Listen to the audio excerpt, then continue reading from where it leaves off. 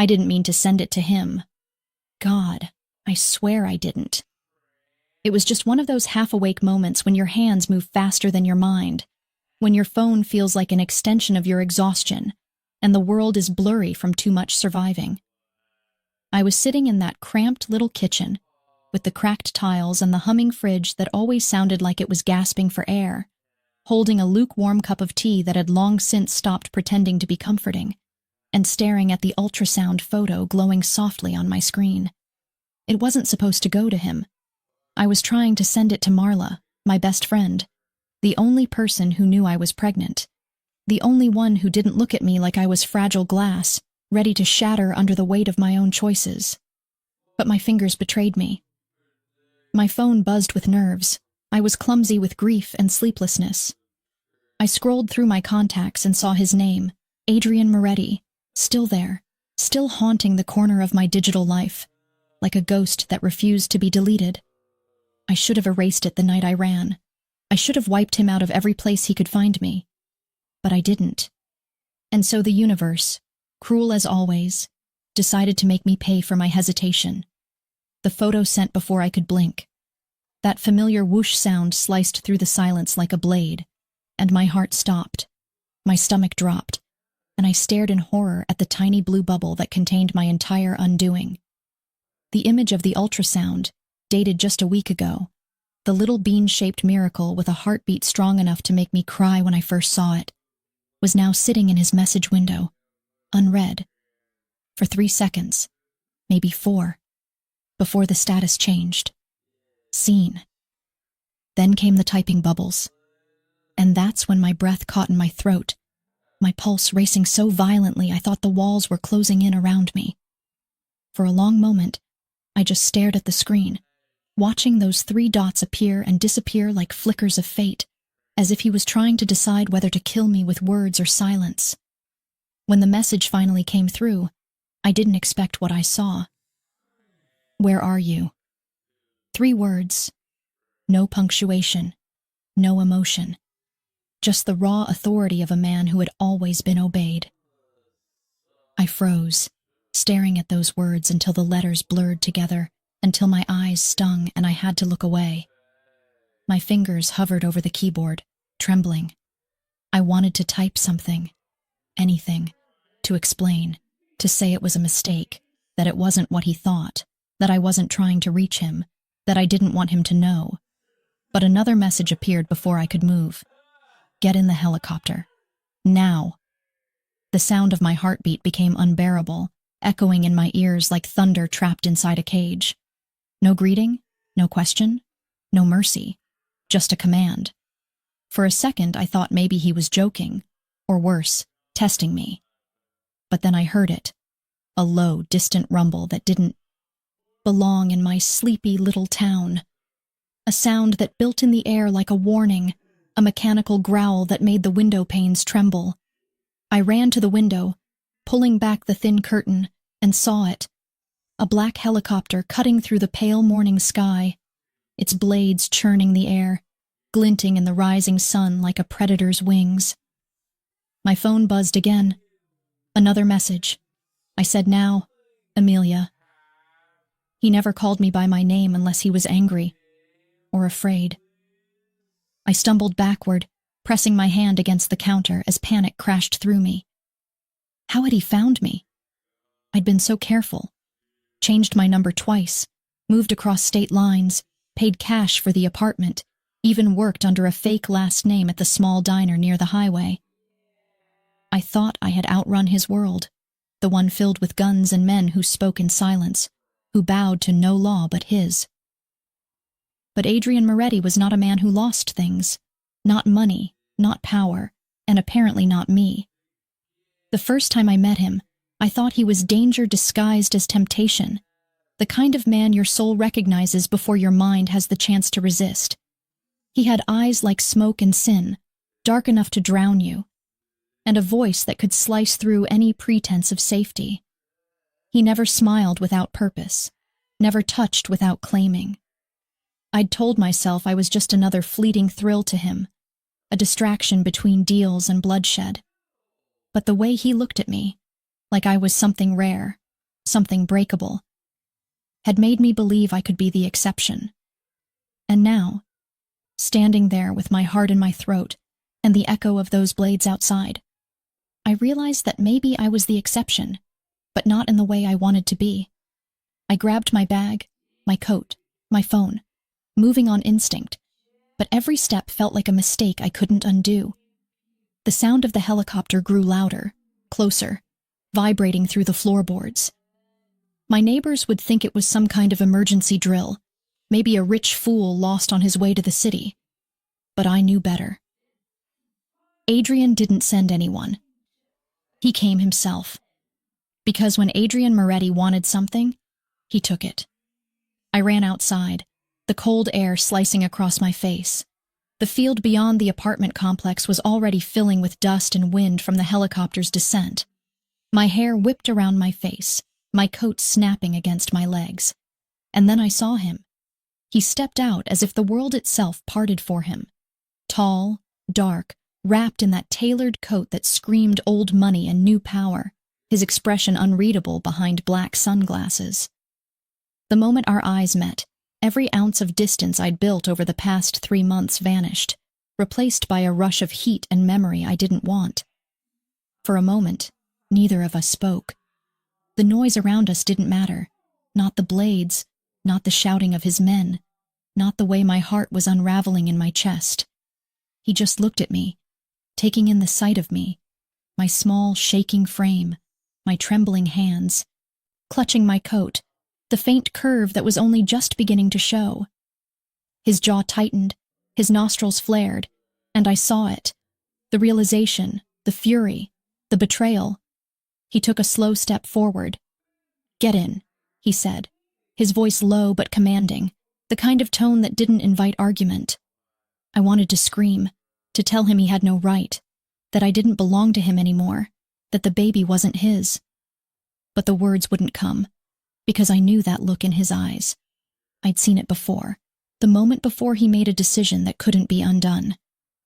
I swallowed hard, shaking my head. "Adrian, please." He cut me off with a single sharp movement of his hand. "Not here. Not now. You want to talk? We'll talk in the air." My pulse hammered so hard I thought I'd faint. My mind screamed to run, to hide, to disappear again. But deep down, beneath the fear and the anger, there was something else, something dangerously close to relief.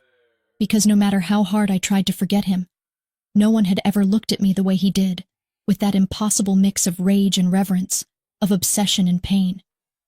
And as I stood there, staring at the man who had once both ruined and saved me, I realized the truth that terrified me most.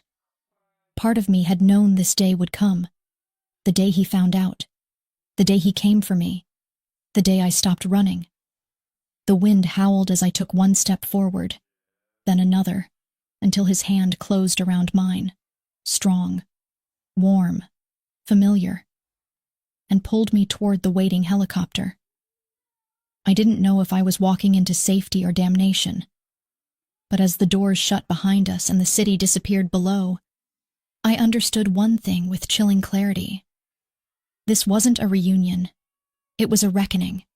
And somewhere between the roar of the blades and the silence of his stare, I knew that whatever waited in the next chapter of my life would destroy the girl I used to be. Because Adrian Moretti never took back what was his. The sound of the helicopter blades faded into the storm of my heartbeat, a rhythm too fast, too loud, as if my body already knew I was stepping back into the kind of danger I had once promised myself I would never face again. And yet there I was, sitting across from him in the small, sleek cabin that smelled like cold metal, cologne, and memory. My trembling fingers pressed against my stomach, as if my touch alone could shield the fragile secret that had already betrayed me. Adrian sat across from me, his posture unnervingly calm, one hand resting on his knee, the other clasped around a glass of something amber and potent that caught the light like fire. And though the space between us was small, it felt like a chasm, an invisible battlefield layered with all the things we hadn't said and all the things we never should have done.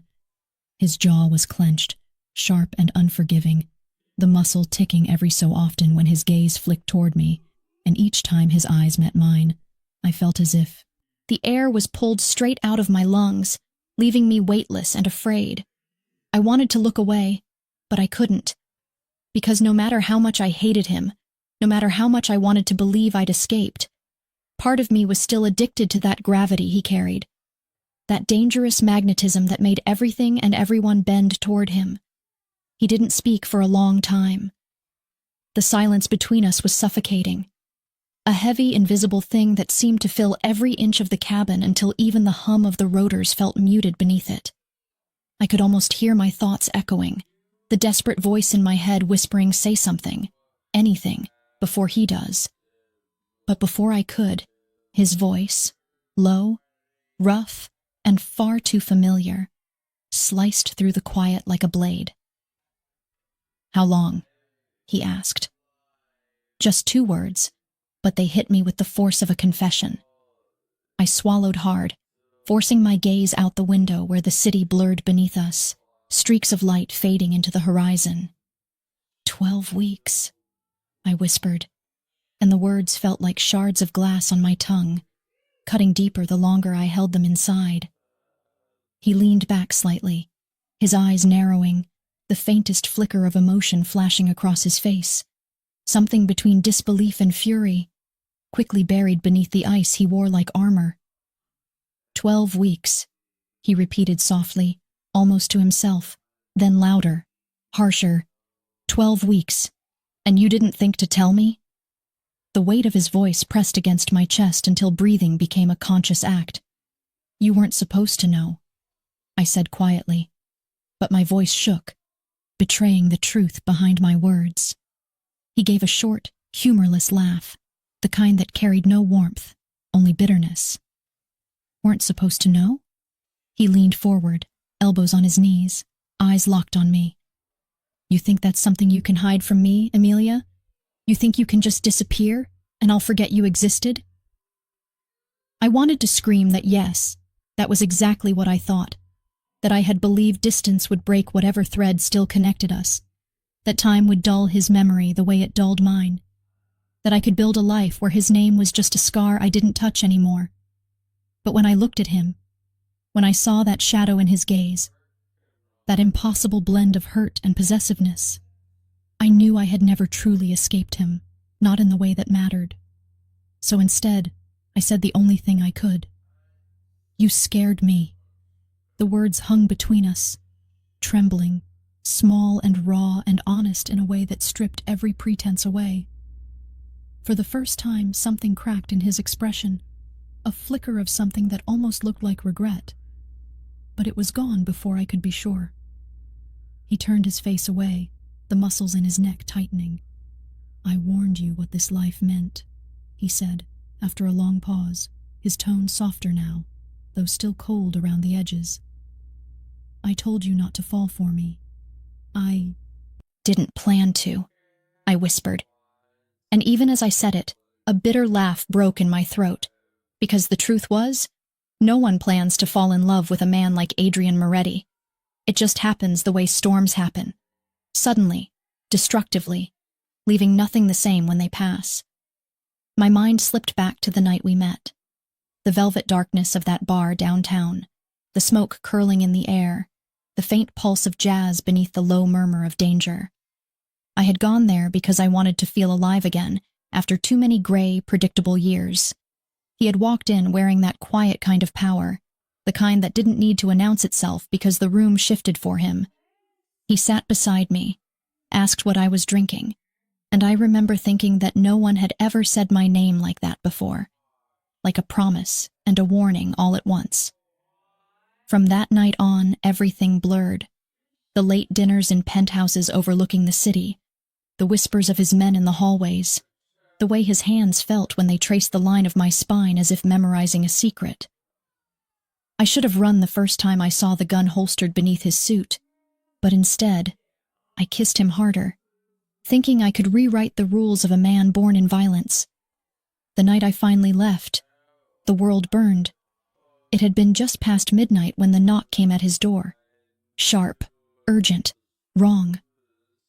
I remember the way he looked at me, the way he told me to stay in the bedroom and lock the door, and how my heart splintered when I heard the first shot. When I crept out, when I saw him standing there with blood on his hands and eyes black as sin. I knew whatever fragile love I had built around him could never survive the reality of who he was. That was the night I ran, barefoot, shaking, leaving behind everything except the fear that one day he would find me again. And now he had. "Amelia," he said suddenly, my name low, almost tender on his lips, though the steel in his tone never wavered. "If that child is mine, you don't get to hide. Not from me, not from this." I flinched at the word child, the way it rolled off his tongue as if it were a claim, a possession, not a life. My hand instinctively found my stomach again, as though to shield it from the weight of his voice. "You think I wanted this?" I said quietly, my voice breaking under the strain. "You think I planned any of it?" "I just wanted peace, Adrian.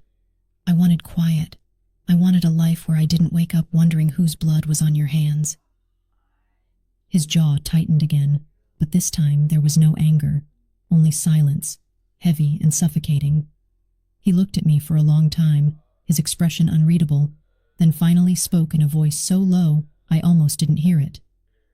"You really think peace exists for people like us?"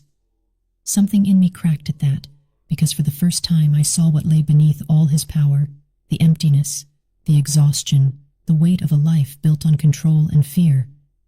But before I could answer, the helicopter began to descend, the sound of the city growing louder, the lights below forming rivers of gold and glass. I looked out the window and saw it, his penthouse, that towering fortress of glass and steel where I had once lost myself in him, where love had tasted like danger and every kiss felt like surrender. My throat tightened as realization sank in. He wasn't taking me home. He was taking me back.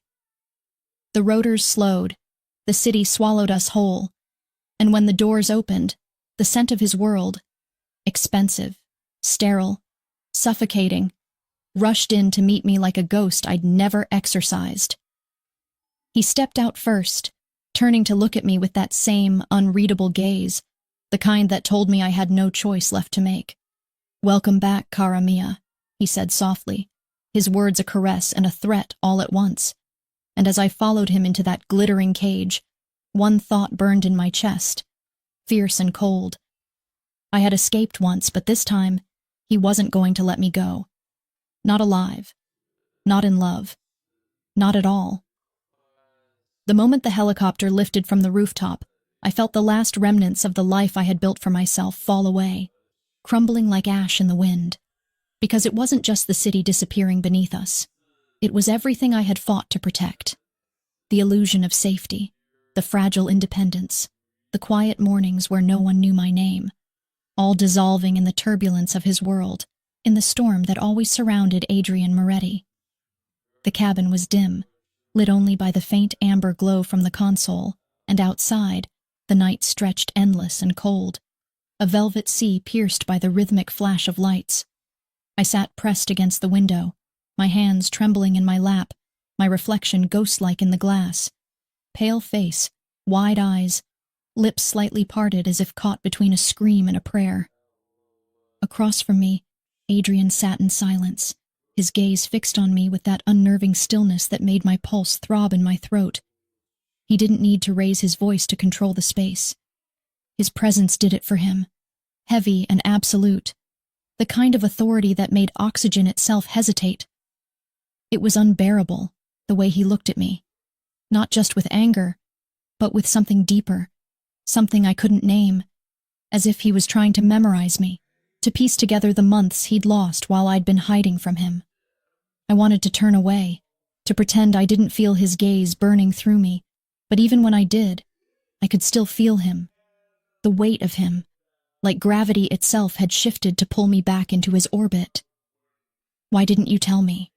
His voice finally broke the silence, low, controlled, but threaded with that edge of restrained fury I knew too well. It wasn't a question meant for answers. It was a wound searching for salt. I swallowed hard, my fingers twisting together, my voice small in comparison to his. You would have destroyed everything. Everything? He echoed, leaning forward slightly, his elbows resting on his knees, eyes glinting beneath the soft light. What exactly did I destroy, amore mio? You disappeared. You left me without a word, without a trace. You think that wasn't destruction? I flinched at the sound of the endearment. Amore mio. My love. The words he used to whisper against my skin like a vow, now sharp enough to cut. You're twisting it, I said quietly, though my voice trembled. You know why I left, Adrian. I couldn't breathe in your world. Every day I woke up wondering if that was the day someone would put a bullet in your chest, or in mine. I couldn't live like that. Not then. Not with... I stopped myself before I said the word baby, but his eyes caught the hesitation, and the corner of his mouth lifted. Not in amusement, but in something darker. Not with my child growing inside you, he finished for me, his tone soft but dangerous, like silk over steel. The air between us thickened, pressing against my lungs until I thought I might choke on it. You don't get to claim that, I whispered, though the conviction in my voice faltered. He leaned back, exhaling slowly, his gaze never leaving mine. I don't claim what's mine, Amelia. I protect it. I laughed, not because it was funny, but because the sound was the only thing keeping me from crying. You call it protection. I call it control. You decide who I talk to, where I go, what I see, and you dress it up like care. My throat tightened. That's not love, Adrian. That's a prison. His jaw tightened, his eyes narrowing. And yet you ran from me straight into a worse one, he murmured. You think you were free out there? You were just waiting for the wolves to find you. If I hadn't come, they would have. What are you talking about? I asked, frowning. He hesitated for a moment, then reached into his coat pocket, pulling out a folded photograph. He tossed it onto the seat beside me, the paper fluttering like a wounded bird. I stared at it for a moment before picking it up. It was a picture of me, standing outside the diner where I worked, holding a grocery bag, looking over my shoulder as if I already knew I was being watched. My blood went cold. Who took this? Doesn't matter, he said, his voice flat. What matters is that they knew where you were, long before I did. They knew, Amelia. And if I know one thing about men like them, it's that they don't take pictures for memories. I stared at the photograph until the edges blurred, my mind spinning. Could it be true? Had someone else been watching me all this time? I wanted to accuse him of lying, of manipulating me, but the fear in his tone wasn't something he could fake. I'd heard that voice once before, years ago, the night everything fell apart. Why didn't you tell me sooner? I whispered, though I wasn't even sure who I was asking.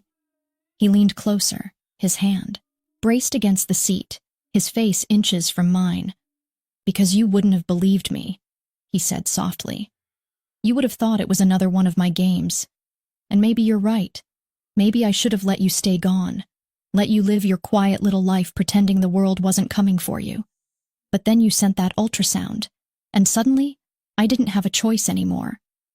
The words hung between us, heavy and unspoken, as his eyes dropped to my stomach, just for a second, before he forced himself to look away. I caught the flicker of emotion there, the disbelief, the fear, the impossible tenderness he was trying so hard to bury. And something inside me cracked. Adrian, I said softly, my voice shaking. What are you going to do with me? He smiled, but there was no warmth in it. That depends, he said, on whether you can forgive me for what comes next. The helicopter tilted slightly as we began to descend again, the city lights rising up to meet us. I pressed a hand against the window, watching as the skyline shifted. Towers of glass and shadow, sharp and endless. I recognized the view before I saw the landing pad. His penthouse. I turned to him, panic clawing its way up my throat. No, Not there, I'm not going back there. His expression hardened, his tone final. You don't have a choice. The sound of the blades grew louder as we descended, the cabin filling with vibration, the windows trembling with the force of it. My heart raced. I could almost taste the memory of that place, the cold marble floors, the scent of his cologne lingering in the sheets, the echo of our last fight before I ran. It wasn't just a home.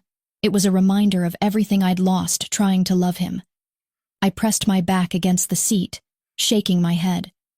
You can't keep me there, Adrian. I'm not your prisoner. He turned toward me slowly, his eyes narrowing. Then stop acting like one. The words hit harder than I expected, because buried beneath them was the truth I didn't want to face. That part of me had stopped running long before he ever found me. That the moment I sent that message, something in me wanted him to see it, wanted him to come for me, to make the choice I couldn't make for myself. The helicopter touched down with a shudder, the door sliding open to reveal a line of his men standing in the cold wind, faces unreadable, dressed in black. Adrian stood first, buttoning his coat, his movements deliberate, controlled. Then he looked back at me, his expression unreadable, his voice low enough that only I could hear. You're not here as my captive, Amelia, he said, and for a brief second I almost believed him, until he added, You're here because you're mine, and I protect what's mine. He offered his hand, and though every rational thought screamed at me not to take it, my fingers reached for his almost involuntarily, drawn by that magnetic pull that had always been my undoing. As his hand closed around mine, warm and sure, I knew the truth. This wasn't rescue. It was surrender. And as he led me out of the helicopter and into the gleaming tower that loomed above the city, the wind whipping around us like a warning, I realized with bone-deep certainty that the real danger hadn't been being found. It was being wanted by Adrian Moretti again, because no one survived that twice. When the elevator doors slid open, the familiar scent of cedarwood and smoke greeted me like a ghost, haunting, intoxicating, impossible to forget. And for a moment I just stood there, frozen, as the memories I had spent months burying clawed their way to the surface, filling the space between every breath with echoes of who I had once been in this place, the woman who had loved a monster and convinced herself he could be saved. The penthouse hadn't changed, not really. It was still the same cathedral of glass and steel, perched above the restless city, all sharp lines and cold elegance, a world built to look untouchable. But beneath that perfection, I could feel the same chill I'd felt the last time I stood here, that subtle hum of danger that never left, the whisper of power that lingered in the air like smoke after gunfire. The windows stretched from floor to ceiling, showing the sprawl of Manhattan glittering below, each light a distant promise of freedom I could see but never reach, and the marble floors reflected the faint gold of the chandeliers like water, beautiful but cold enough to remind me that this was no home. It was a kingdom, and I was its unwilling guest. Adrian walked ahead of me, his stride confident and silent, the soft thud of his shoes against the marble echoing through the vast space, his coat still damp from the mist of the helicopter landing. He didn't look back to see if I followed. He didn't have to. His presence filled every inch of the room, commanding without words, the kind of dominance that wasn't loud, but lived in the way people moved around him. Even the air seemed to wait for his permission to breathe. You remember the way? He said without turning, his voice a low rumble that sent a shiver down my spine, not from fear exactly, but from the familiarity of it, from the way it dragged me back into a rhythm I swore I'd forgotten. I remember everything, I replied quietly, though I wasn't sure if I meant it as a confession or a warning. He finally turned then, his gaze sweeping over me with a slowness that felt deliberate, his eyes dark and unreadable, though something flickered behind them. Not softness, not yet, but something more complicated, something almost human. He gestured toward the living room, that massive expanse of leather, glass, and shadow that once felt like a palace and now felt like a cage. Sit, he said simply. And because defiance felt pointless in that moment, I did. The leather couch was cool against my skin, and the city lights reflected off the windows, painting streaks of gold across the polished floor. For a long while, he said nothing, just poured himself a drink from the bar and watched me over the rim of the glass, the amber liquid catching the light like molten gold. The silence stretched, a living thing between us, until I couldn't bear it anymore. "What now?" I asked, my voice smaller than I intended, my hands clasped tightly in my lap to hide their trembling. He took a slow sip, then set the glass down with a soft clink. "Now," he said, walking toward me with that measured grace that was uniquely his. "You stay here. You rest. You're safe." I let out a shaky laugh that didn't sound like me at all. "Safe?" I repeated, the word tasting bitter. "In your penthouse, surrounded by your men with no one to call, no place to go. That's not safety, Adrian. That's captivity dressed in luxury." He stopped in front of me, his shadow falling over mine. "You think I care what you call it?" he said quietly. "You and that child are staying here until I say otherwise. You can hate me for it, but you'll be alive to do it." His words struck something inside me. Anger, fear, maybe both. But beneath the sharp edges of his tone, there was something else too. Something I hadn't heard from him before. It wasn't just possession. It was desperation. The kind that comes from knowing you've already lost something you can't afford to lose again. "Why does it matter to you?" I asked, my voice trembling. "You don't even know what to do with love, Adrian. You twist it, you control it, you ruin it until there's nothing left but ashes. Why should I believe this is any different?"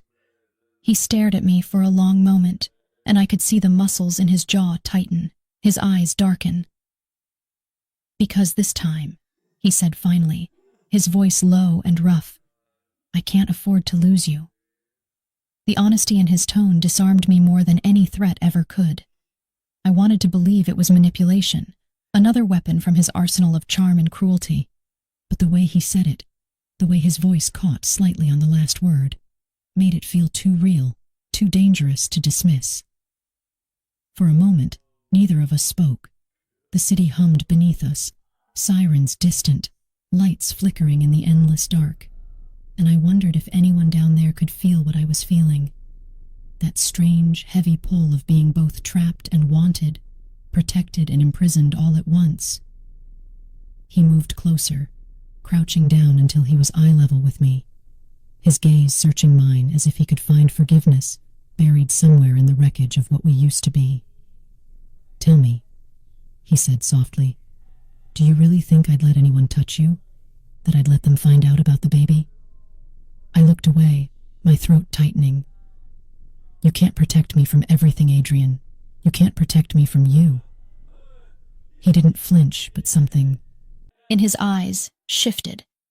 A quiet flicker of pain that he quickly buried beneath the familiar mask of control. "I'm trying," he said finally. "You don't have to believe me, but I am." For a long time, we just stared at each other, two people who had loved each other wrong and too deeply, sitting in the ruins of what that love had cost. And then, as if remembering who he was supposed to be, he stood abruptly, his expression hardening again. "There's a room prepared for you," he said, his voice clipped now, back to business. "It's the same one you used before. Clothes, food, anything you need. It's there." I wanted to refuse, to tell him I'd rather sleep on the floor of the elevator shaft than in that bed that still remembered his touch, but I didn't. I just nodded, too exhausted to fight anymore. He turned to leave, but before he did, he paused in the doorway. "Emilia," he said, and when I looked up, his expression had softened again, just slightly. "Don't try to run, not tonight." I didn't answer. He left, and the door closed behind him with a sound that felt too final, too heavy, like the sealing of a fate I hadn't agreed to. I sat there for what felt like hours, staring at the city below, my reflection ghosting across the glass. A woman trapped between fear and longing, between survival and surrender. Eventually, I stood and wandered down the hallway, every step echoing with memories I didn't want to relive. The walls were still lined with the same black and white photographs he used to collect.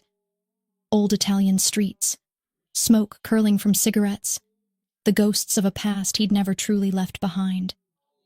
My fingers brushed against one of the frames, and I wondered if this was what love meant to him. Collecting beautiful things and keeping them locked behind glass where no one else could touch them. When I reached the bedroom, I hesitated in the doorway. It looked exactly the same. The dark sheets, the heavy curtains, the faint trace of his scent still clinging to the air. I stepped inside, feeling the weight of every memory pressing down on me. And for the first time in months, I let myself cry. Not quietly, not politely, but in deep, shaking sobs that tore through me until there was nothing left. And when I finally stopped, when the silence returned and I could hear my own heartbeat again, I realized something that terrified me even more than his world ever had. It wasn't just that I was trapped in Adrian's penthouse again. It was that part of me, the part I hated most, felt safer here than anywhere else. And that was the kind of truth that destroyed people. The days that followed blurred into each other like colors bleeding into water, time losing meaning within the sterile perfection of Adrian's penthouse, where everything was too quiet, too still, and every hour seemed to stretch endlessly under the weight of what was unspoken between us, until I began to feel like a ghost haunting the edges of my own life, trapped between wanting to be seen and praying to stay invisible. It was strange how quickly the body adapts to captivity when the prison is made of silk and marble, when the meals are brought to you on silver trays and the view from your cage looks like freedom painted in gold. I woke each morning to the sound of the city breathing beneath me, the distant hum of life that I was no longer a part of, and though I tried to tell myself that this isolation was temporary, that Adrian would eventually loosen his grip and let me go, deep down I knew that he had never been a man who believed in letting go of anything he considered his. He was gone most of the time. Meetings, calls, people coming and going through the private elevator that I wasn't allowed to use, but his presence lingered even when he wasn't there, carved into the rhythm of the space, into the scent that clung to the air, into the quiet tension that lived in every corner of that glass fortress. His men moved like shadows, silent and efficient, pretending not to see me as they passed through the hallways.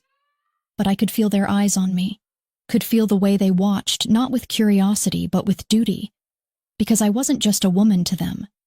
I was leverage, the secret he was protecting, the weakness he could never afford to show the world. Sometimes, when the silence became unbearable, I'd wander into the library, that cavernous room filled with the smell of old paper and secrets, and trace my fingers along the spines of his books, wondering which ones he had actually read, and which were there simply to create the illusion of refinement. I'd find traces of him everywhere. A half-drunk glass of bourbon, a pen left open beside a ledger, a jacket thrown carelessly over a chair, and each discovery felt like a small invasion, like I was trespassing on the softer parts of him he never meant for anyone to see. I tried not to think about the ultrasound photo, the one that had started all of this, but it haunted me still, that tiny flicker of life, the pulse that had tethered me to him again in the cruelest possible way. I would sit on the edge of the bed some nights, one hand on my stomach, feeling the faintest flutter that wasn't quite movement, but promise, and wonder what kind of world I was bringing this child into. A world of power and danger and men who mistook violence for devotion. One evening, just as the sun was bleeding out across the skyline, painting the city in bruised shades of gold and red, Adrian came home earlier than usual. I heard the click of the door, the low murmur of his voice as he gave orders to someone outside, and then he was there, filling the room with his presence the way thunder fills a storm. He looked exhausted, his tie loosened, the top button of his shirt undone, but even disheveled, he carried that same aura of command, the kind that made the air shift around him. "You shouldn't be out here alone," he said, his tone softer than I expected, though there was still a hint of reprimand buried beneath it. I turned from the window where I'd been standing, watching the city lights flicker on one by one. "I wasn't aware I needed permission to look at the skyline," I said, and though my voice was steady, my pulse betrayed me. He studied me for a moment, then walked closer, his movements deliberate, predatory even in their grace. "You don't," he said finally, stopping just a few feet away. "But it's not the skyline I'm worried about." I frowned, folding my arms. "Then what is it you're worried about, Adrian? That I'll run? That I'll vanish again?" His eyes darkened. "That someone will come for you before I can stop them." Something in his tone made my stomach twist. "What do you mean?" He hesitated, and that alone was enough to send a ripple of fear through me, because Adrian Moretti was not a man who hesitated. "There's been movement," he said finally, running a hand through his hair, the gesture almost human in its weariness. "The Mancini family's been asking questions about me, about who I've been protecting. I have men watching every possible angle, but—" He trailed off, his jaw tightening. "You need to understand, Amelia. They won't go after me directly. They'll go after what they think can break me." My throat went dry. "You mean—" He nodded slowly. "You. And the baby." For a long time, I couldn't speak. The words hung between us like smoke, suffocating and unreal. I wanted to tell him he was wrong, that no one could possibly care enough to come after me, that his world was too far from mine for it to touch me. But deep down, I knew that wasn't true, because his world had already touched me once, and I was still bleeding from it. "What do you want me to do?" I asked quietly. He took a step closer, his voice dropping low, almost gentle. "Nothing. Just stay here. Stay safe. Let me handle the rest." I wanted to laugh at the absurdity of it, as if safety could exist in a place like this, as if he could promise me sanctuary while the walls around us were built from violence. But when I looked into his eyes, I saw something I hadn't expected. Fear. Not the kind that came from weakness, but the kind that came from having something to lose. "You think you can protect us from all of this," I said, my voice shaking now. "But how many enemies have you made, Adrian? How many lives have you ruined to build this empire? Do you really think it won't come for you?" He didn't answer, but the muscle in his jaw twitched, and his silence said more than words ever could. After a moment, he turned away, walking toward the window, the city lights casting long shadows across his face. "You don't understand," he said quietly, almost to himself. "I've done things I can't undo. There's blood on every inch of what I've built. And if I could take it back, if I could burn it all down to keep you safe, I would." The confession hung in the air, raw and heavy, and for a moment I almost believed him. Almost believed that beneath the cruelty, beneath the armor, there was still a man capable of love, capable of something pure. But love in Adrian's world wasn't pure. It was possession. It was sacrifice. It was the kind of love that consumed everything it touched. He turned back to me, his eyes dark and unreadable again. "I need you to trust me," he said, "just until this is over." I wanted to tell him I couldn't, that trust was a luxury neither of us could afford, but something in his voice, the exhaustion, the sincerity, stopped me. So I just nodded. That night I couldn't sleep. I lay in bed listening to the faint hum of the city below, the soft creak of the floorboards as his men moved through the halls, and the echo of his words circling endlessly in my mind. I thought about the enemies he'd made, the blood on his hands, the danger that now circled closer each day, and for the first time, I realized that whatever fragile safety I thought I had here was an illusion. I turned toward the window, the lights of the city stretching out like stars, and pressed a hand to my stomach, whispering a promise I wasn't sure I could keep. "I'll protect you," I murmured, "even if I have to protect you from him." And somewhere beyond the glass, beneath the sound of sirens and wind, I swore I could hear the city whisper back. A warning, a prophecy, or maybe just the echo of my own fear, reminding me that in Adrian Moretti's world, secrets never stayed buried for long. The morning it happened began like any other, in that silent glass prison suspended above the city. A world so detached from the chaos below that it sometimes felt like time itself refused to move within its walls, as though the penthouse existed in its own realm, untouched by consequence or conscience, where days stretched endlessly, and nights bled into each other without distinction. I woke to the muted light of dawn filtering through the heavy curtains, the skyline wrapped in fog. The sound of distant traffic softened to a lullaby, and for a few stolen seconds, I allowed myself the luxury of pretending that I was somewhere else. Someone else. A woman who could open a window without fear, who could step outside without men in suits shadowing her every move.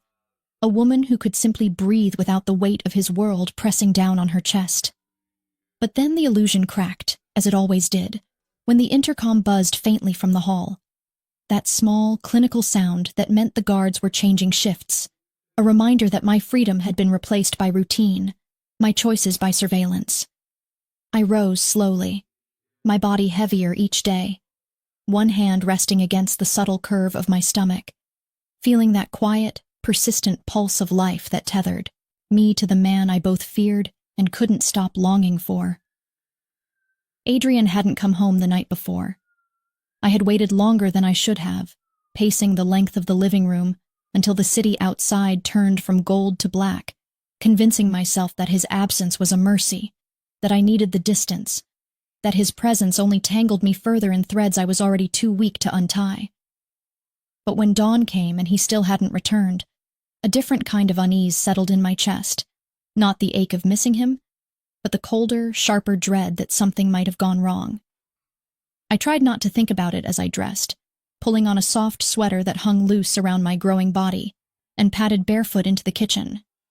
The air smelled faintly of coffee, though I hadn't brewed any, and I frowned, a small instinctive reaction, because in this place even the smallest deviation felt monumental.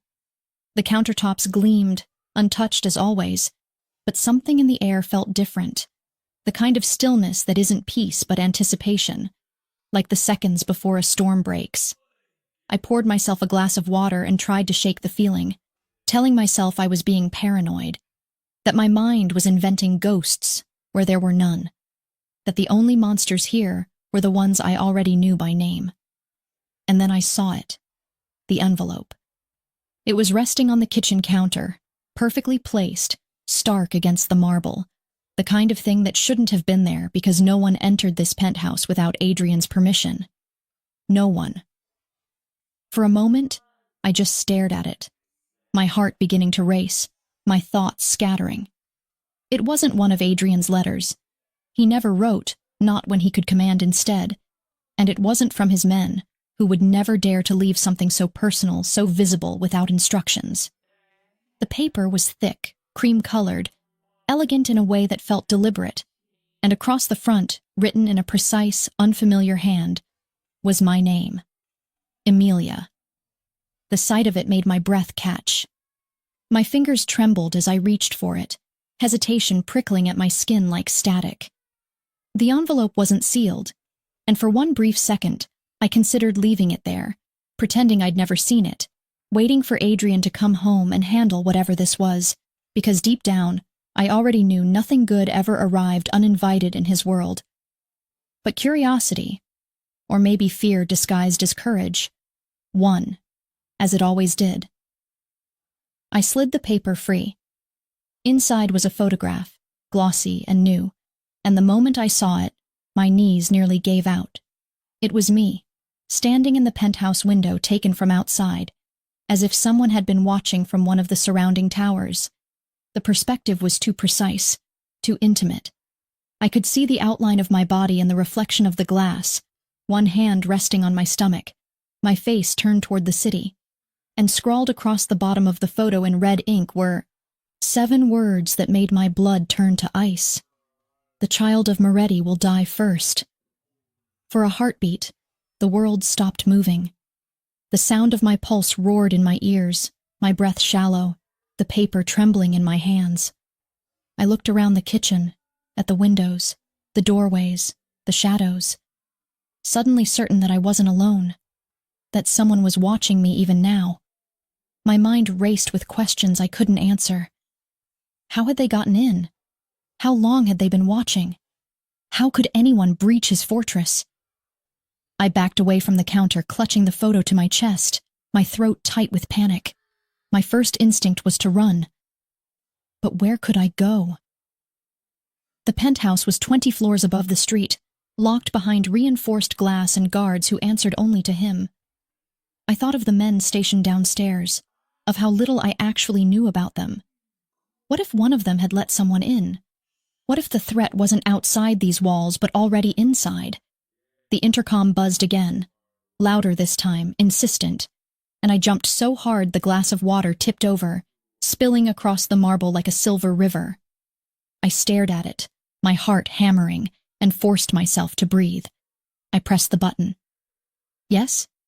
"Miss Rossi," came a voice, low, unfamiliar, calm in a way that made me uneasy. "Mr. Moretti requested that we check in. Everything all right up there?" I hesitated, gripping the counter for balance. My instinct screamed not to answer, not to trust, not to reveal what I'd found. "Everything's fine," I lied, my voice barely steady. "You don't need to come up." There was a pause, too long, too deliberate. Then, "Understood." The line went dead. I stayed there for what felt like hours, listening to the silence, waiting for something to happen. But nothing did. No footsteps, no movement. Just the faint hum of the city outside and the whisper of the air vents above. Eventually, I sank onto one of the stools, the photo still clutched in my hand, my body shaking with adrenaline I couldn't burn off. By the time Adrian came home that evening, I was still sitting there, the envelope spread open on the counter, the photograph lying beside it like evidence. The moment he walked in and saw it, his entire body changed. The sharp intake of breath, the tightening of his jaw, the way his hand went instinctively to his gun even before he spoke. "Where did you get that?" His voice was low, lethal. "It was here," I whispered, "when I woke up. Someone left it." He crossed the room in 2 long strides, snatching the photo from the counter, his eyes scanning the words, and for the first time since I'd known him, I saw something close to panic flicker beneath the surface of his control. He tore the picture in half, then again, until it was nothing but shreds in his fists. "How did they get in?" I asked, my voice breaking. "You said this place was safe, Adrian. You said no one could find us." He didn't answer. He turned instead to one of his men who had followed him inside, barking orders in rapid Italian, his tone sharp and furious, a language made of commands and threats. The man nodded and disappeared toward the elevator. When Adrian finally looked back at me, the mask was gone. He looked undone. "I'll find out who did this," he said, his voice low but trembling with something I'd never heard before. "And when I do, there won't be a piece of them left to bury." I wanted to believe him. Wanted to believe that he could still control the chaos, that he could protect me and the life growing inside me. But when I looked into his eyes, I saw something I hadn't expected to find there. Fear. Real, human fear. "Adrian," I whispered, my voice shaking, "if they know where we are, if they can reach us here, what makes you think they won't try again?" He was silent for a long time before he answered, his voice softer now, almost a whisper.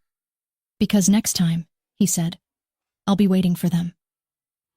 But as he turned away, his shoulders tense, his hand still clenched around the torn remains of the photograph, I realized something that chilled me even more than the threat itself.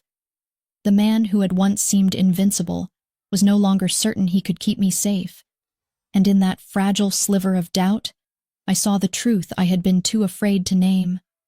The war that had been waiting outside had finally found its way in. I don't think I'll ever forget the sound that came before the fire. That strange, hollow silence that settles in the air like the world itself is holding its breath, waiting for something to break. It was the kind of stillness that doesn't feel peaceful but electric, like the moment before lightning strikes. And even though I didn't know why, even though I told myself I was imagining it, my body knew something was wrong long before my mind caught up.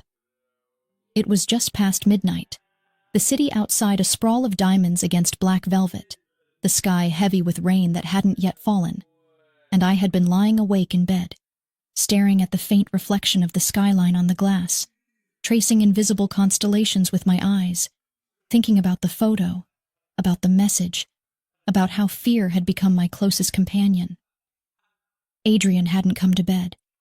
I'd heard him on the phone in his office earlier, his voice low and clipped, speaking in that dangerous tone that meant something was unraveling. I told myself not to listen, but I caught fragments. Security feed. Breach. Inside contact.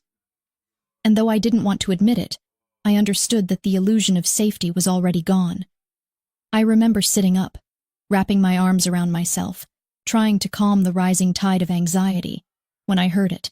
A sharp, metallic clang, faint but distinct, echoing from somewhere deep within the penthouse. For a moment, I thought it was just one of his men. A door, maybe, or a gun rack being closed. But then came the second sound, heavier, closer, followed by the unmistakable whine of the elevator's private shaft opening. My blood turned cold. I slid out of bed, my bare feet silent against the floor, and crept toward the door. The air felt strange, charged, heavy, and from the hallway came the muffled sound of voices, low and urgent. I recognized Adrian's tone first, rough and controlled, and another voice, unfamiliar, sharper, panicked. The words blurred together until one reached me clearly through the static of adrenaline. They're inside. The world tilted. Before I could move, before I could even breathe, the lights flickered once, twice, then went out. The penthouse plunged into darkness, the hum of electricity dying in an instant, replaced by the eerie, suffocating silence of a building gone dead. My heart was pounding so violently I could hear it in my ears, my hand gripping the doorframe for balance. And then, from somewhere below, came the sound I would remember for the rest of my life. The dull, concussive roar of an explosion, followed by the shattering of glass. I screamed before I even realized I had, the sound swallowed by the chaos that erupted all at once, the alarm blaring through the walls, red lights flashing to life, footsteps pounding against the marble floor. Smoke filled the air, acrid and choking, and somewhere beyond the haze I heard Adrian shouting my name, his voice raw, commanding, terrified. "Emilia!" I ran. I didn't think. I just moved, my body reacting faster than my mind, guided only by the desperate instinct to reach him. The hallway was already thick with smoke, the air burning my lungs, my vision swimming. I could barely see 2 feet ahead of me, but I knew this place, every corner, every turn. I had walked these halls enough times to find him even blind. When I stumbled into the living room, I saw the fire, a violent bloom of orange and gold consuming the far wall, where the glass windows had exploded outward, the city wind howling through the broken frame. The air was alive with heat and sound, gunfire cracking from somewhere down the corridor, the metallic scream of bullets ricocheting off marble and steel. And in the center of it all stood Adrian. He looked like something out of a nightmare and a dream all at once. Shirt half open, gun in hand, his face streaked with blood and smoke, his eyes burning with fury so fierce it almost didn't look human. When he saw me, for a heartbeat, everything else vanished. The fire, the gunshots, the chaos. And I saw only that look, the one that said he would kill the world itself before letting it take me. "Get down!" he shouted, crossing the room in a blur of motion. I dropped, just as a bullet shattered the mirror behind me, shards exploding across the floor. He grabbed me by the arm, his grip iron hard but shaking, pulling me behind the couch that was already smoldering at the edges. "What's happening?" I gasped, coughing, my voice hoarse from the smoke. His jaw was clenched, his breath ragged. "They found us. The Mancinis. But you said—" "I know what I said," he snapped, then caught himself, his eyes softening for half a second. "It doesn't matter now. We have to move." He pulled me to my feet, his hand never leaving mine, and dragged me toward the hallway, ducking as another round of bullets tore through the walls. I could hear shouting from the elevator. Foreign voices, rough accents, men barking orders. The penthouse felt smaller now, collapsing inward with every explosion, every scream. We reached his office, a room I had always avoided because it smelled like secrets and danger, and he slammed the door behind us, locking it with a code I couldn't see. He pushed me toward the far wall, and for a moment I didn't understand what he was doing until he pressed his hand against one of the panels, and it slid open, revealing a narrow steel passage beyond. "A panic tunnel," he said quickly. "It leads to the basement. Stay close." I stared at him, my chest heaving. "You planned for this." He met my gaze, eyes dark and unreadable. "I planned for everything."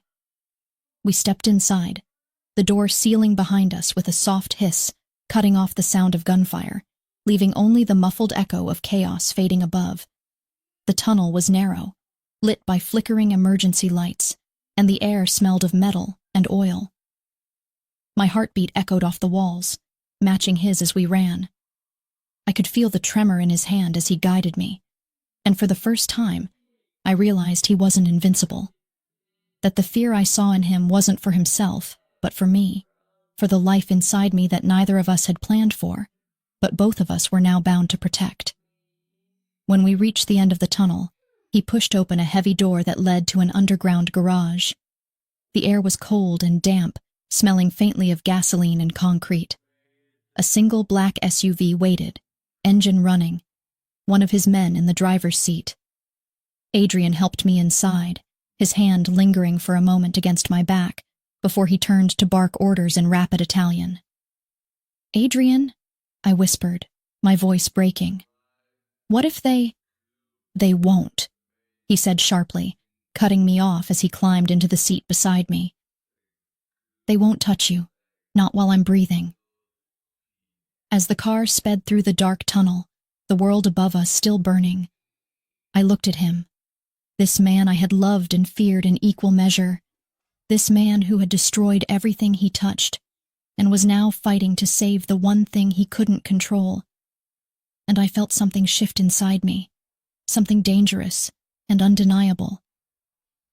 Because as terrifying as that night was, as the fire raged and the walls fell and everything I knew turned to smoke, I understood something I hadn't before. I wasn't running from Adrian anymore. I was running with him. And that realization, that choice, that surrender, it was both my salvation and my ruin. We emerged from the tunnel miles away from the city, the night sky streaked with the faint glow of the fire still consuming his world behind us. I turned to look out the window, the reflection of the flames flickering in the glass like ghosts, and whispered the only truth that made sense anymore. "They're not going to stop, are they?" Adrian's eyes met mine, hard and unyielding. "No," he said quietly, "not until they have what they want." "And what do they want?" He looked at me for a long time before answering, his voice barely above a whisper. "You." The word hung between us, heavier than the smoke, heavier than the night itself, and as the city disappeared behind us and the road stretched endlessly ahead, I knew the fire hadn't ended. It had only followed us into the dark. The night after, the fire felt endless, stretched thin across the fragile boundary between exhaustion and panic.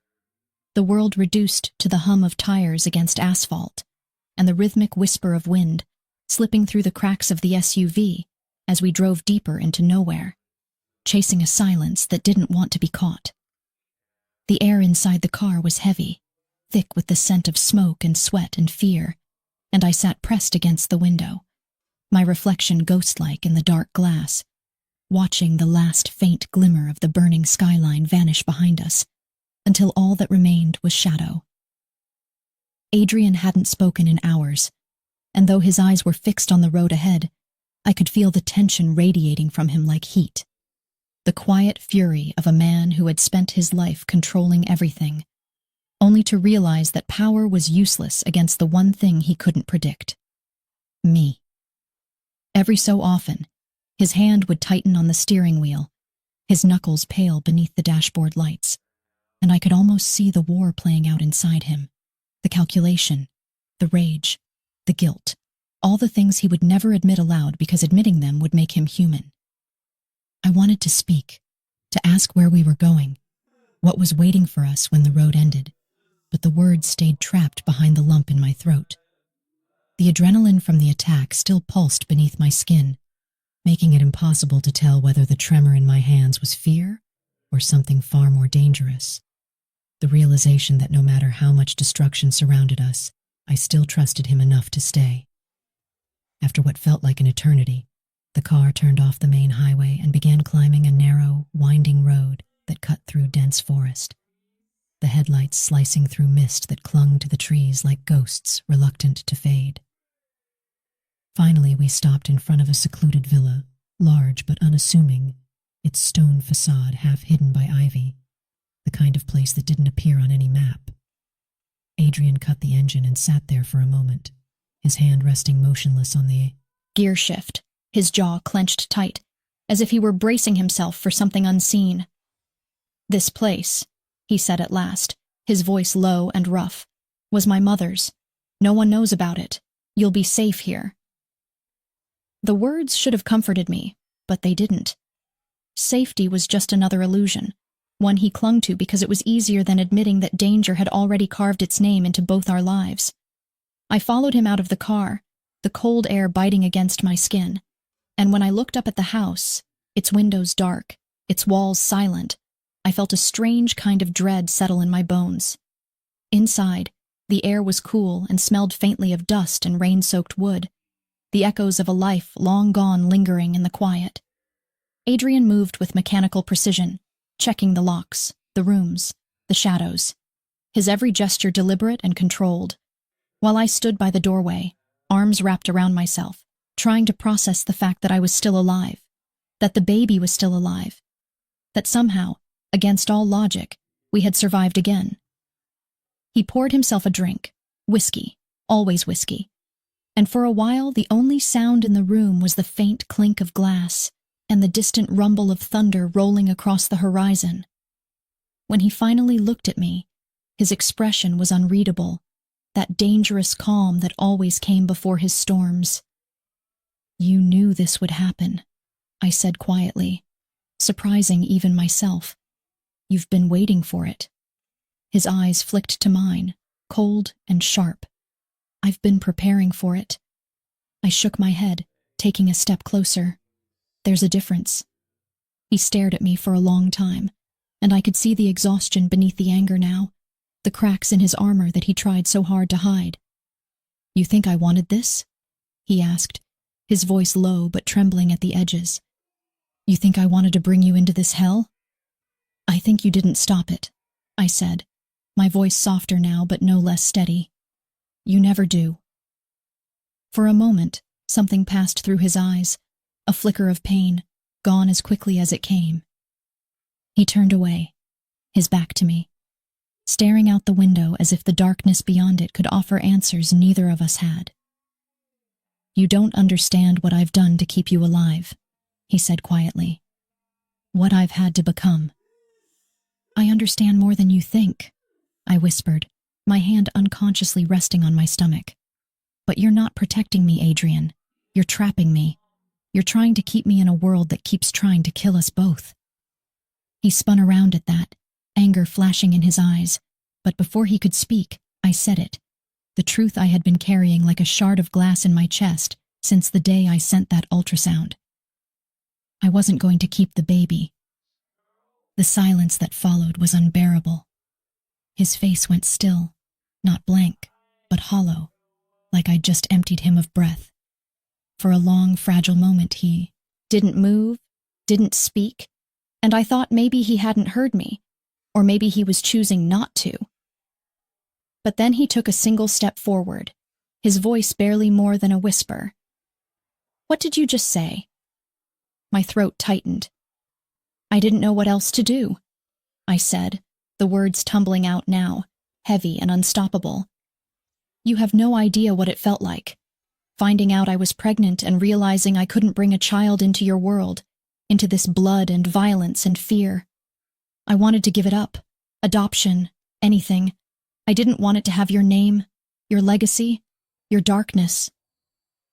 His expression fractured. Fury, disbelief, heartbreak, all flashing through him in waves too fast to contain. You would have taken my child, he said slowly, each word breaking apart as it left his lips, and given it to strangers? I would have given it a chance, I said, my voice shaking now. A chance to be something more than what we are. A chance to live without fear. He laughed, not out of amusement but despair, a sound sharp and bitter. You think you can erase me that easily? You think my blood doesn't run in its veins already? You can't save it from me, Amelia. You can't save yourself from me.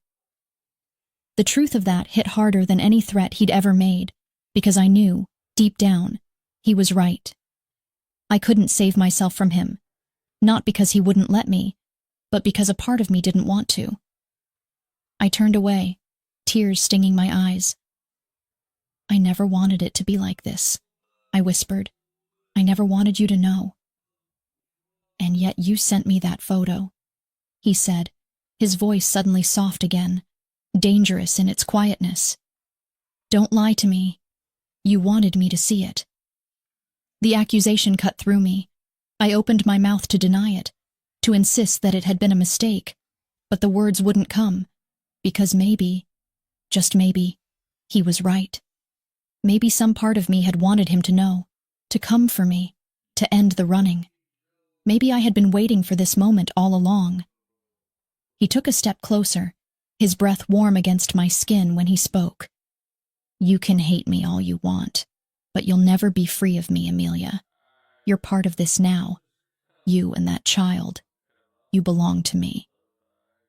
I met his gaze, and for the first time, I didn't look away. Then you'd better pray you can protect what you claim to own, I said quietly, because the world outside doesn't care who you are. The room went still. Outside, thunder cracked open the sky, rain finally beginning to fall, hammering against the windows in wild, furious rhythm. Adrian stared at me for a long time, his chest rising and falling, the muscles in his jaw tight, and then, without another word, he turned and walked out, the door closing behind him with a sound that echoed through the house like the shatter of something sacred. I stood there in the silence he left behind, my hands trembling, my heart breaking, and rebuilding all at once. For the first time, I understood what it meant to love someone who could destroy you, not just because of what he'd done, but because I knew I would let him do it again if it meant feeling this alive. And as the storm raged outside and the house trembled with the weight of all we hadn't said, I realized that the ultrasound hadn't just been a mistake. It had been a beginning that neither of us could survive unchanged. There comes a moment when silence is no longer a comfort, but a warning, when the stillness that fills the air feels less like peace and more like the breath before a scream. And in the days that followed our fight, the silence between Adrian and me became exactly that, sharp, unbearable, heavy enough to crush every fragile thing still holding us together. The villa became a tomb of unspoken words and restrained fury, the sound of rain on the windows like a metronome counting down to something inevitable, something neither of us wanted to name, but both could feel moving closer with every passing hour. He stopped sleeping. I could hear him pacing downstairs long after midnight, his footsteps slow and deliberate. The quiet murmur of his voice carried through the walls as he made calls I wasn't supposed to hear, his tone clipped and dangerous. Sometimes I'd catch fragments, names, orders, coordinates, and though I didn't understand the language, I understood the meaning. War was coming. He thought he could hide it from me, thought I wouldn't notice the way his men came and went more frequently now, the way his jaw tightened when the phone rang. the way he looked at me with something between fear and farewell. But I knew, because I had lived long enough in his world to recognize what it looked like when the storm finally reached the door. I tried to keep my distance, but there was no distance in a place like this. The villa, though grand and beautiful, began to feel smaller every day, its walls shrinking around me like a trap, every window another reminder of how far from freedom I really was. I spent hours sitting by the fireplace, watching the flames devour the wood until only embers remained, and wondered if that was what love had done to us, burned bright enough to consume, leaving nothing behind but ash and the echo of what once was. One night, when the clock struck 3, I heard the door open downstairs, the sound of wet boots against stone, followed by voices, low, hurried, tense. I knew I shouldn't move, that whatever was happening wasn't meant for me, but something in the tone of those voices made my heart stop. I crept to the top of the staircase, every step careful, the faint glow from the hall below painting shadows across the walls. Adrian stood near the doorway, his shirt sleeves rolled up, his expression carved from stone, and before him knelt one of his men. Luca, I thought, the quiet one who always avoided my eyes. His face was bloodied, his lips split, his hands trembling as he held out a phone, the screen cracked and smeared with dirt. "They took 2 of ours," Luca rasped. "They're demanding—" "My surrender," Adrian finished, his voice so calm it was almost cold. "Of course they are." I froze, my breath catching. He turned away, running a hand through his hair, and when he spoke again, it was softer, almost detached. "They want to end this the only way they know how. Blood for blood." My stomach twisted, dread sinking its claws deep. I stepped back, too quickly, and the stair creaked beneath me. Adrian's head snapped up. "Emilia," he said, his voice slicing through the air. For a heartbeat, we just stared at each other. Me caught between guilt and fear. Him between anger and something far more dangerous. Resignation. He climbed the stairs slowly, each step deliberate, his eyes locked on mine. "You shouldn't be listening to this." "You're going after them," I said, my voice barely a whisper. "Aren't you?" He didn't answer at first, but he didn't need to. The silence said everything. "I have to," he said finally, his voice low, steady. "They won't stop until I finish it."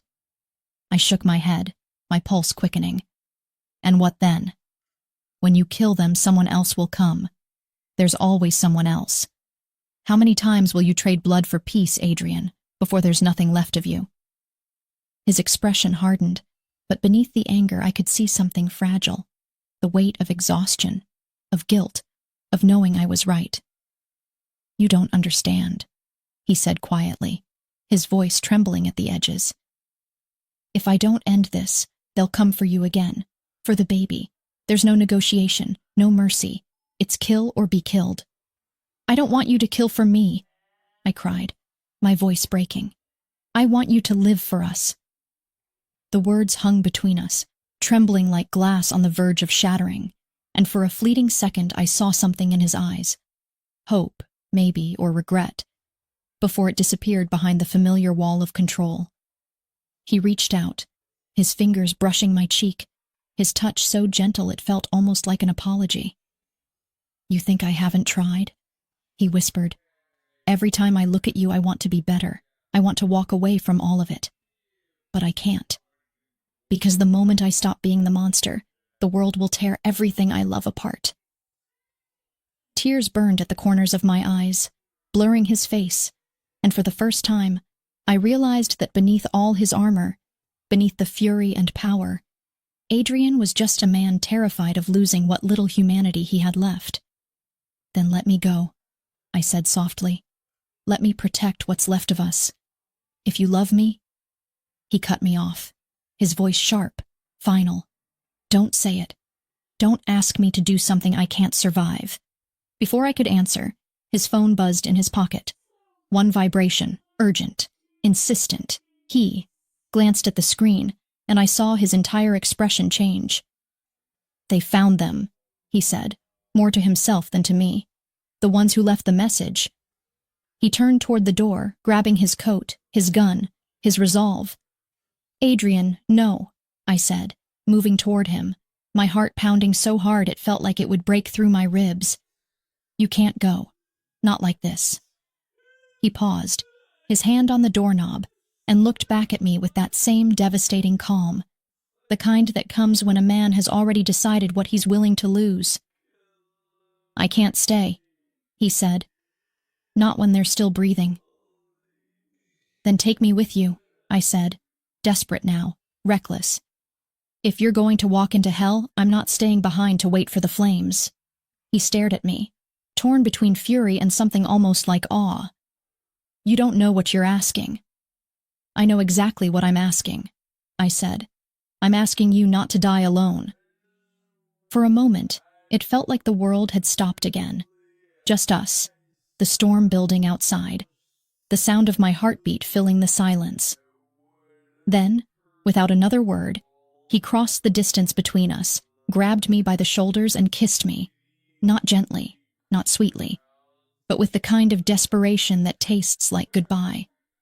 When he pulled away, his forehead rested against mine, his voice breaking in a way I had never heard before.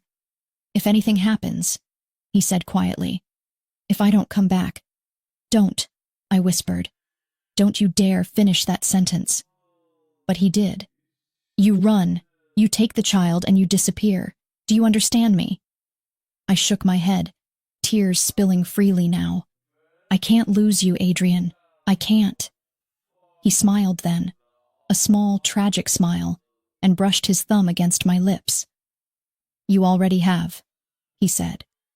And then he was gone. The door closed, the sound echoing through the empty halls like a gunshot.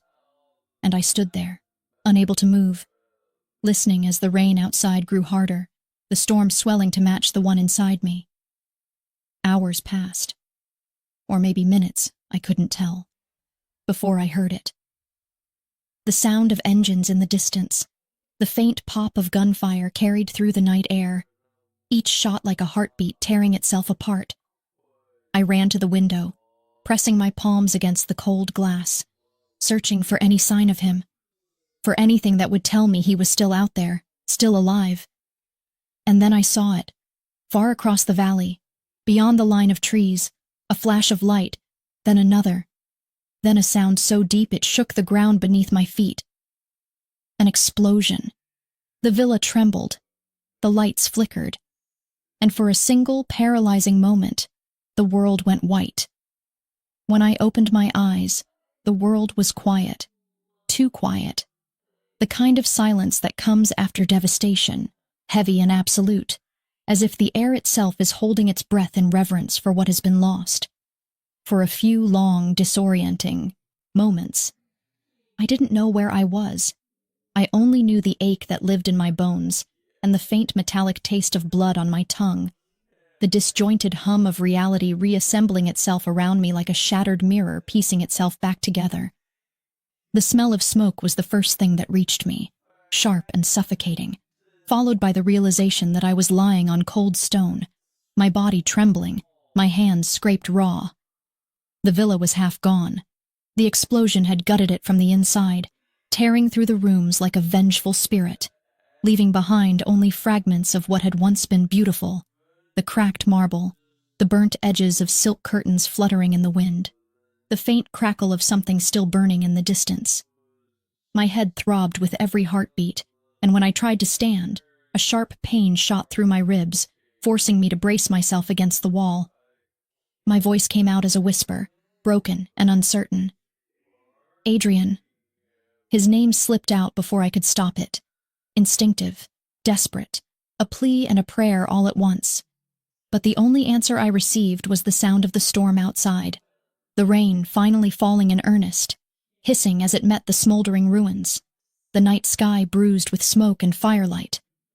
I stumbled through the wreckage, every step in agony, calling for him again and again, until my voice was raw and the taste of fear became indistinguishable from the taste of grief. The last thing I remembered before the blast was his silhouette framed against the lightning, The way he'd turned one last time as he walked away, as if he wanted to memorize me in that moment, the way he always did before he went to war. He'd told me to run if something happened, told me to protect the child, told me to disappear. But how do you run when your soul refuses to leave the person it belongs to? When I reached what was left of the main hall, I saw them, 2 of Adrian's men, bloodied but alive, dragging debris aside, shouting orders into radios that no longer worked. One of them looked up when he saw me, his eyes widening, his expression torn between relief and something darker. "Miss Rossi," he said, his voice hoarse, his face pale beneath the soot. "You shouldn't be here." "Where is he?" I asked, barely able to speak. "Where is Adrian?" The silence that followed was worse than any answer. The man hesitated, his eyes darting away, his jaw tightening, and I felt the world tilt beneath me again. "Tell me," I demanded, louder now, my voice cracking under the weight of it. "Tell me where he is." He swallowed hard. "We found the car. It didn't make it down the road. There was gunfire, an ambush. We're still searching." The words hit me like a physical blow, knocking the air from my lungs. I wanted to scream, to deny it, to tell him he was wrong, that Adrian couldn't be gone, that men like him didn't die in fire and silence. They burned the world instead.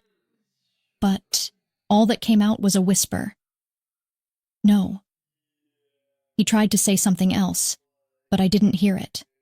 I turned and ran, out of the broken house, into the storm, barefoot and trembling, the rain washing the soot from my skin as if trying to erase the evidence of what had happened. The forest beyond the villa was dark and slick with mud, the road winding down the hill barely visible beneath the flood of rain. But I didn't stop. I followed the smell of smoke and gasoline, the faint glow of dying firelight in the distance, and when I reached the clearing, I saw the wreckage. The SUV was unrecognizable, twisted metal, flames licking at what remained of the tires. The windshield shattered into 1,000 glittering shards scattered across the wet ground like fallen stars. My breath caught in my throat, my heart pounding so violently it felt like it might break free from my chest. I moved closer, every step heavier than the last, praying for a miracle I already knew wouldn't come. And then I saw him. He was lying just beyond the wreck, half covered in mud and ash, his shirt torn, blood staining the ground beneath him. His eyes were closed, his skin pale, too still, too quiet. For a moment, the world around me ceased to exist. I fell to my knees beside him, my hands trembling as I reached for his face, brushing the dirt from his skin, whispering his name over and over as if the sound alone could bring him back. "Adrian, please, please open your eyes." I don't know how long I stayed there, cradling him in my arms, my tears mixing with the rain, my body shaking from something deeper than cold. The thunder rolled above us, and somewhere far away, I could hear the faint wail of sirens, but all I could see was his face, the man who had terrified me, loved me, ruined me, saved me. I pressed my forehead against his chest, listening for a heartbeat, and when I thought I heard the faintest flutter, I almost convinced myself it was real. Maybe it was, maybe it wasn't. I'll never know for certain. They pulled me away eventually, his men, their faces grim and silent, their hands gentle but unyielding. They said they would take care of him, that I needed to go, that he would want me safe.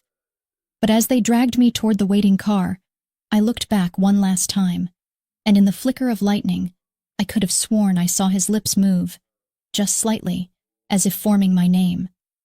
And then the world went dark again. Months passed before I could bring myself to speak of that night. The doctor said it was a miracle that I survived, that the baby was healthy, strong, resilient. Words I never associated with myself, but which somehow seemed fitting for the child of Adrian Moretti. I lived quietly after that, far from the city, under a name that wasn't mine, in a house where no one knew who I was or what I had lost. Sometimes I would sit by the window at night, holding my son, our son, and watch the rain fall the way it had that night. Each drop a memory I couldn't quite let go of.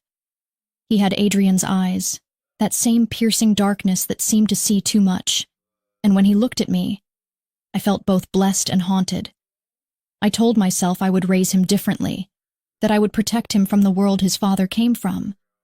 But some nights, when the wind howled through the trees and the shadows lengthened across the walls, I would catch myself whispering his father's name into the silence, as if he might still be out there somewhere, watching, waiting.